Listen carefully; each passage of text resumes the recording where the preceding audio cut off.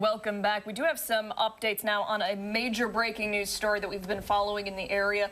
2 new arrests have been made in the murder of Sam Nordquist of Minnesota. He was found in Yates County. Yeah, our own Christian Garzone, he joins us now. And he's been following this story closely since really the onset, first speaking to authorities when they told us about the initial 5 that had been arrested. Now that number is 7. Yeah, Sam Nordquist was a transgender man who went missing a number of months ago in Ontario County, and his body was found in a field in Yates County. Now there's 7 suspects in custody related to the death of Sam Nordquist, and we have 2 new arrests to announce.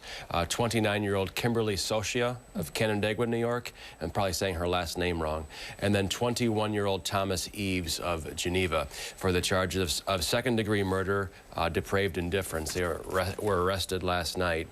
So again, 7 suspects now in custody in connection for the death of Sam Nordquist. And yeah, question? No, this is exactly a week since we learned about the 5 others who were arrested. Yeah, correct. Yeah, correct. It'll be very interesting to see the relationship that these 2 had with the other 5 and how that all relates back to Sam. We know he came here looking for love. At least that's what police and Sam's family have told us, allegedly with Precious Arzagua. Yeah, Precious. She's sort of, I don't want to call her the ringleader, but she's sort of at the top of the heap here. But most of them have criminal histories that involve you know, child molestation, things like that. Some of them, they were all sort of, some of them anyways, at Patty's Lodge in Canandaigua. Room 22, I believe, was Precious's room there, where police believe some of this torturing took place. Sam, you know, again, it's tough to talk about on television, but he was tortured over a number of weeks, according to police. That's what they believe. He was sexually assaulted with table leg, broomsticks, beaten with dog toys, other objects, until Sam eventually passed away, and his body was dumped in Yates County. And I think that this kind of goes into the charges, at least that we've seen of the 5, in terms of second-degree murder with depraved indifference as well. These other 2 suspects that were recently arrested also facing charges as well, if you want to... Yeah, same charges there. Second-degree murder, depraved indifference. You know, the Ontario County District Attorney Jim Ritz said this is the worst case he's ever seen.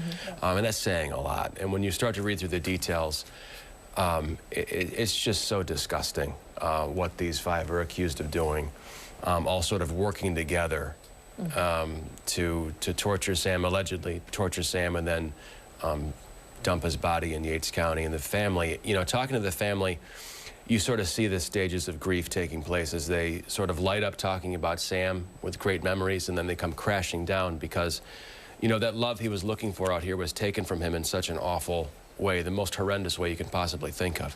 Yeah. It's just disgusting. Yeah, and community members in Ontario County, elsewhere, have really tried to wrap their arms around the family. We've seen a number of vigils, and I know you were able to go to one. What was it like to just be there and see not only reaction from the family, but people in the community? Yeah, that's one thing that Sam's sister Kayla told me is her feelings of anger and aggression and disappointment are strictly with the 5, well, now the 7 suspects in custody. She had a lot of warm things to say about the people of Canandaigua, Phelps, Hopewell, Geneva, who are holding these vigils for Sam. At last count, I think I was told there was 25 to 30 that were planned. Some have already taken place. There's still some yet to come. And this investigation is nowhere near over. I've got you know, people who have fed me details that aren't official yet, but there'll be more stuff to come out with this that is truly disturbing, some of this stuff. Absolutely. One thing that we talked about yesterday, I believe, is the fact that hate crime charges have not been pursued in this case. Yeah, they can't find enough evidence to say specifically there's hate crime charges here. What I'm hearing is within those 7 suspects, some are members of the LGBTQIA+ community, as was Sam. And there was nothing that they found yet anyways that believes them to feel they targeted Sam specifically for being a transgender man. But again, investigation is still playing out. It can feel glacial at times, but it's very methodical. They got to get it right. So it's going to take some weeks and maybe months to get the full story out, but we'll get there. I can't imagine what that family is going through. You see it firsthand. Again, the stages of grief. You know, you're so happy thinking about Sam, and then you break down in tears. It's just so awful to pass away this way. Absolutely. Yeah. When it comes to Patty's, where we think that Precious was staying and many of them were also visiting frequently, you were at that lodge. You got to see some of the conditions there. What was it like? Yeah.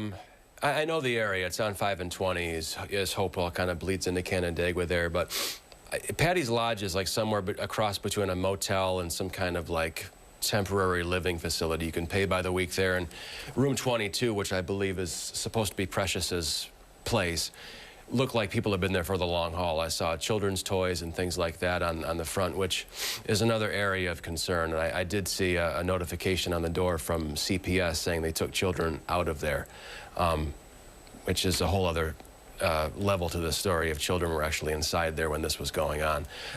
But it's like a sort of a halfway, not halfway house, but it's, you know, sort of halfway between a motel and a rental apartment, Patty's Lodge there. I don't know what's going to happen to the lodge after this, but we'll see. It wasn't in great shape, I'll tell you that. Was it busy? Were there a lot of people going in and out of that area, or was it pretty quiet? No, pretty quiet.